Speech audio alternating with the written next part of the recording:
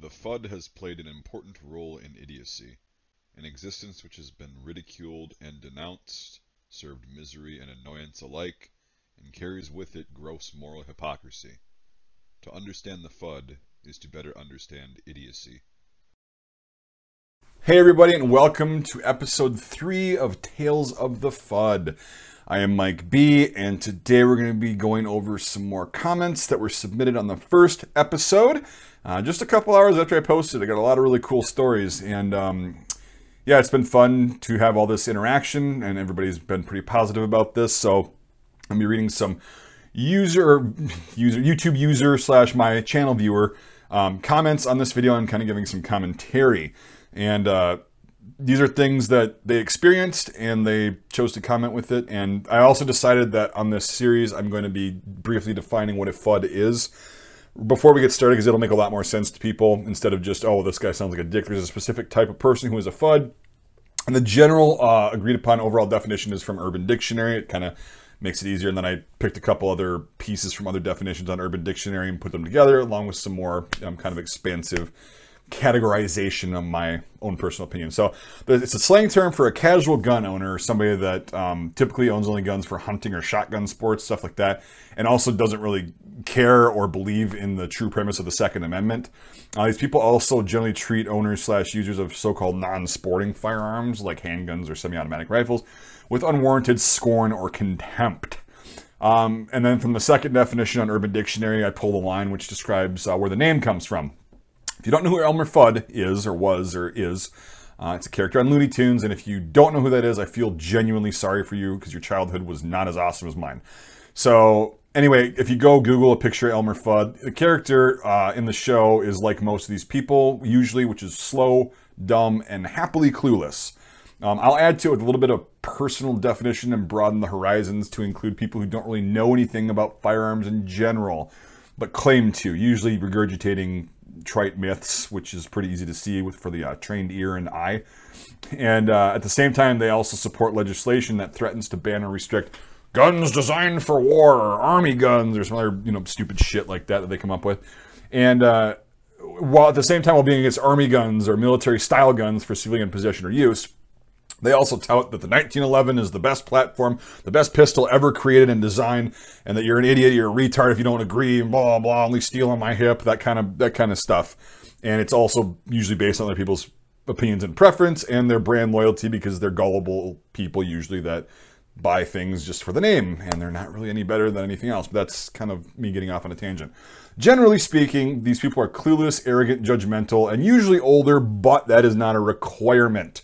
A lot of younger people fall into this category too, unfortunately, which means this is going to perpetuate itself basically forever. So why not learn from the experiences that other people have had with these clowns? And hopefully if somebody watches this, if we can get one person to go, wow, that just sounds a lot like me. Maybe that's not how I should be. Maybe I shouldn't be a dick to people. Maybe I should keep my mouth shut in certain instances and kind of watch my own bobber, if you will. Yeah, that's kind of the point of this. Now, we got all that out of the way. And the series is going to be able to expose experiences from myself and friends and viewers of this channel that have had encounters with these types of people, and to have a good laugh. It's mainly to have a good laugh and let everyone know that you're not alone if you've dealt with things like this.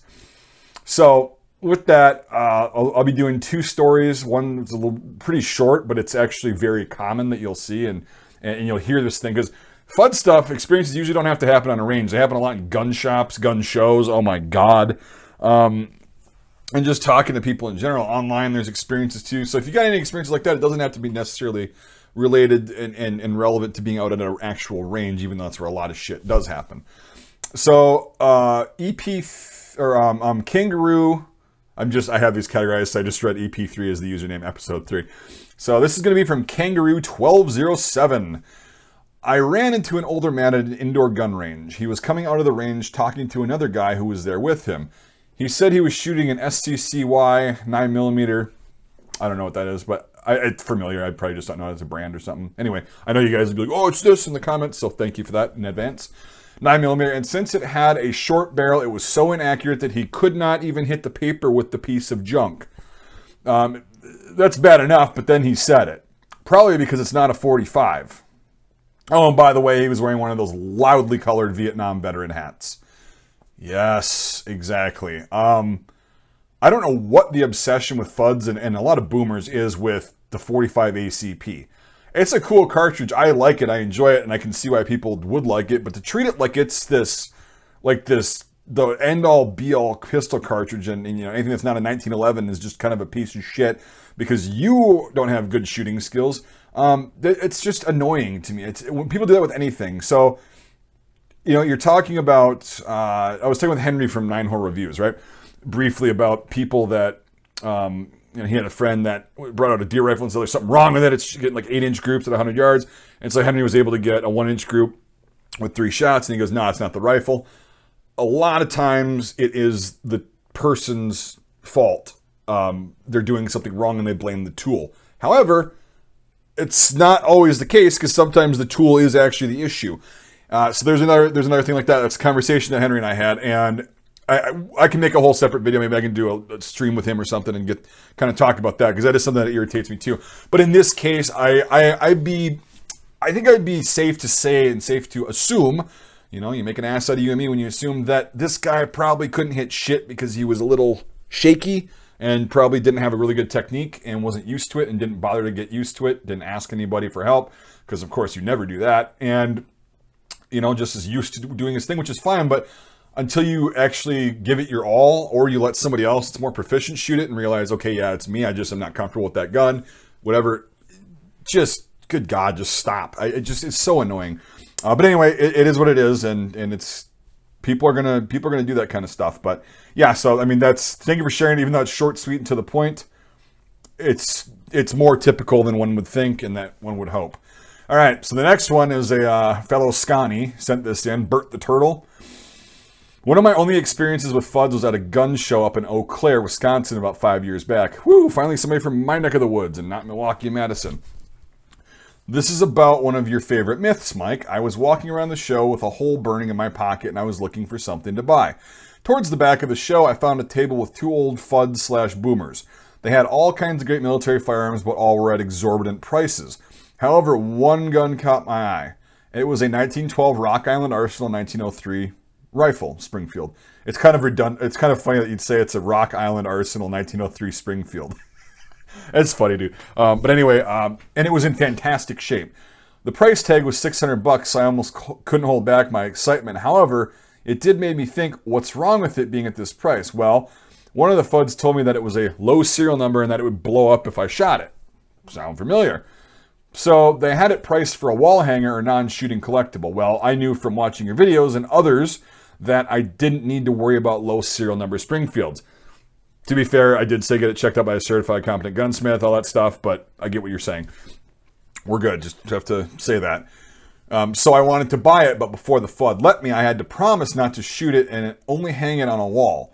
Well, I lied and said I wouldn't shoot it. I got back to my place, went up to our range and shot it. The rifle shoots just fine and is a tack driver. Awesome that you got a nice 1912 Rock Island 1903. Those are great, and especially if it's got the original barrel and it's a tack driver. You got probably about a $1,500 rifle if it's all an original configuration for a lot less than half of what they were what they should have been asking. Now here's something too. This can be turned into a positive thing when you've got FUDs and people that don't really care about military firearms or believe in these stupid trite myths that can pretty easily be debunked just with logic, but I threw Julian Hatcher's notebook into there a little bit with some numbers. And with that, you kind of look at it and you go, okay, well, if I want to take that risk, I can. As long as a gunsmith goes, yeah, it's complete, it should be safe to fire.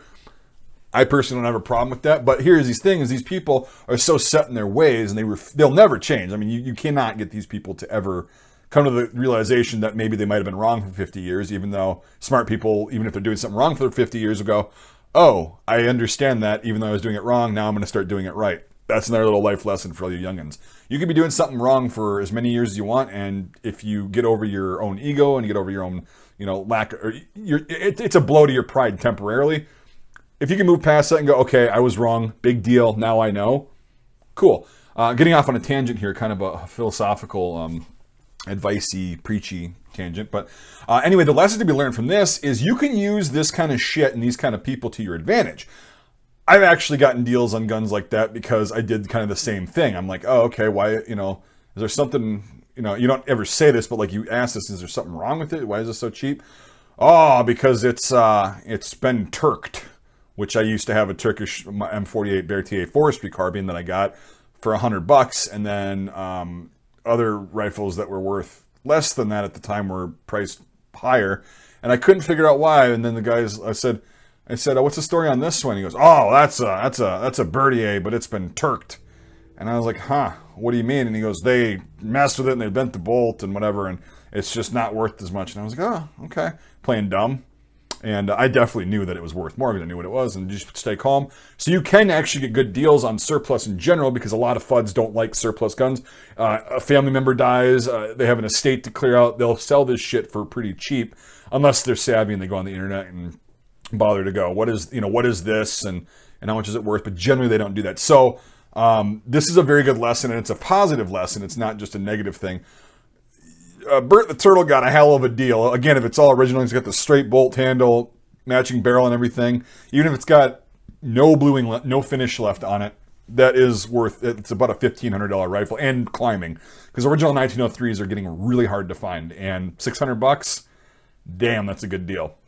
And yeah, they don't know if you shot it when you get back. Once you buy it, it's your rifle. You can do whatever you want with it. So anyway, that was a good score. Bert the Turtle. And then Kangaroo, thanks for that little tidbit, because I just, as soon as I saw your comment, I'm like, yep, I know the exact type, and I have to make something appear in this series that addresses that. So thank you guys both. I really appreciate that.